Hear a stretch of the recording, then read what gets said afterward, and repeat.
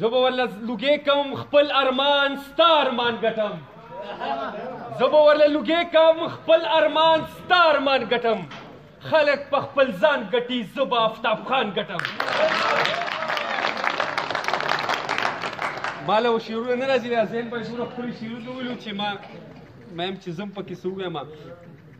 څنګه تاسو ته پته را چې انشاءالله تعالی په 11 فروری باندې د شهید وطن حیات محمد خان شیرپاو شهید برسی ده او ایله لرم چې تاسو ټول به په دې کې په ګڼ تعداد کې شرکت کوئ چې موږ هغې عظیم لیډر ته چې هغه د خیبر پښتونخوا کې ټول لاول شهید و چې هغه د خاورې دپاره د خپل خلکو دپاره شهید کړی شوی و چې هغه ته موږ د عقیدت پروانې ډالۍ کړو څنګه چې وروڼو تاسو ته پته ده چې دې وخت کې په پښتونخوا کې 8 کاله وشو په موږ باندې یو نالایق یو ناجایز حکومت مسلط کړی شوی دی تاسو وګورئ څومره ګراني راله د عمران خان به په سټیج باندې ویلو چې کله بجلی ګرانه شي نو دا وګڼئ چې غل وزیر اعظم دی د عمران خان به خبره کوله چې ډالر کله زیات شي د دې مطلب دا دی چې دا وزیر اعظم غل دی د عمران خان به خبره کوله چې کله پټرول ګران شي ګیس ګران شي نو د دې مطلب دا دی چې وزیر اعظم غل دی زه نن دا پوښتنه کوم هغه عمران خان نه چې کوم به د کرپشن خلاف خبرې کولې هغه د جواب راکړي چې ټرانسپیرنسي انټرنیشنل ویلو چې پاکستان کې کرپشن تیر شوي حکومت لا زیات شوی دی کم شوی نه دی زه په دې نه پوهېږم چې بار بار یو خبره کوي یوه خبره کوي صرف چې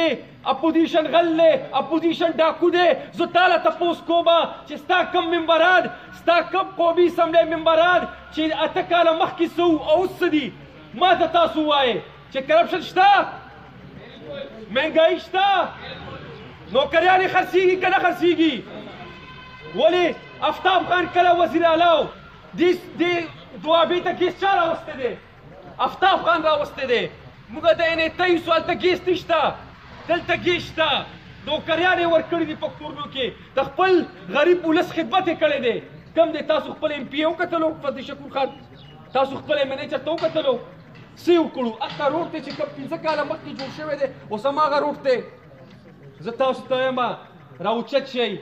راځئ چې په یو لوز وکړو یو عهد وکړو چې موږ خپل ملي رهبر جناب آفتاب احمد خان شیرپاو لاسونه مضبوط کړو خپل صوبایي چیرمین سکندر حیات خان شیرپاو لاسونه مضبوط کړو دا پارټي به موږ مضبوطو اگر دا یوت دغه شانتې منظمي او امید لرم چې دې له پس په نورو جنرال کونسلو کې نورو په حلقو کې دغه شانتې یوت غونډې کېږي او امید لرم چې انشاءالله تعالی چې موږ راپاسو او د خپل مشرانو لاسونه مضبوط کړو نو انشاءالله تعالی موږ لا 50 کې یو پارټي سیټ ګټلی شي آخر کې زه د خپل مردان لا شبقدر لا PK چپن لا او د خپل زموږ قایدین ناستي په سټیج باندې ارشد افریدي صاحب اسد قاضي صاحب جناب نزار صاحب زین اوان صاحب د ټولو ملګرو یو ځل شکریا ادا کوم او هیله لرم چې دغه شانتې په ګڼ تعداد کې په 11 فروری کې موږ به یو ځای کیږو او دې برسۍ کې به انشاءالله ګڼ تعداد کې شرکت کوو او خپل شهید وطن ته به د عقیدت پروانې ډالۍ کوو ستاسو یو ځل یو جهان مننه ډېره مهرباني